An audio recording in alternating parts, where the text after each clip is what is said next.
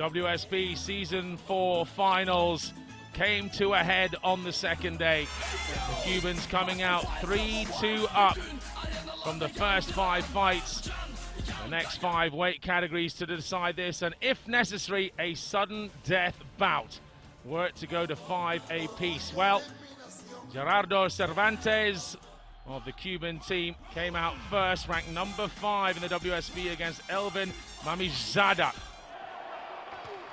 2 young men with similar records, and it was Cervantes who was brilliant early on, but what looked like a horrible twisted ankle midway through the first round really gave him some problems. Ended up getting a standing 8, losing that round by 10-8 on the judges' scorecards, and in the end could never pull it back. Limped around the ring, and it was Mamizada who managed to bring it back to 3 apiece after 6 bouts. Then to the welterweight, sub-69 kilo class, Roniel Iglesias Sotolongo of Cuba, Olympic champion, up against Nurizanov of Azerbaijan.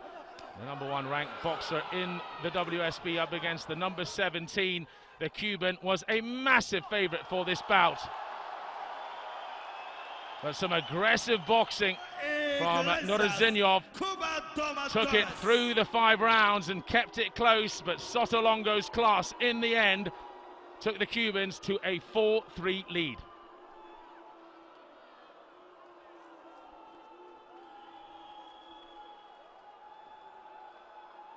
Well, the last round, a split decision, showed just how tight it was, and on to the lightweights then, sub 60 kilos.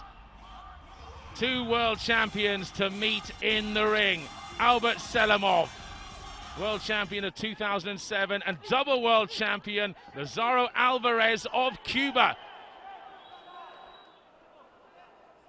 Well, the Azeri changing his style again and again, unleashing some big punches early on, just gave him a points advantage that Alvarez was unable to get back through the final couple of rounds. Selimov, one of only 4 world champions from Azerbaijan, a huge hero on the night once again for the Baku Fires. 4 apiece, 2 bouts left.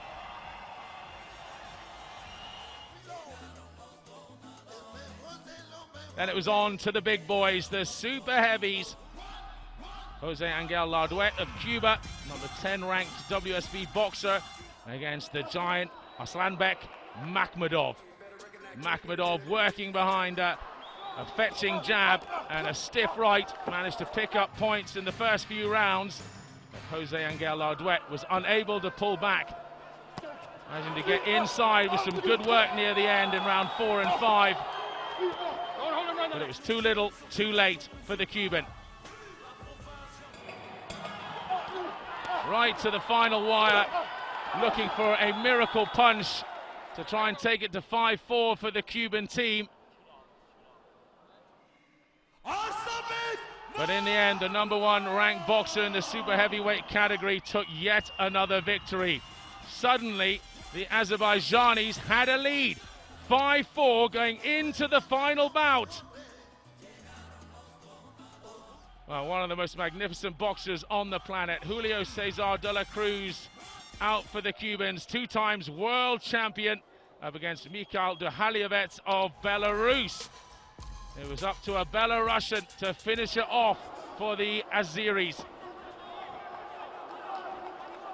The extraordinary head movement and brilliant punching of de la Cruz, though, was just too much for the extreme work rate of Duhalievets.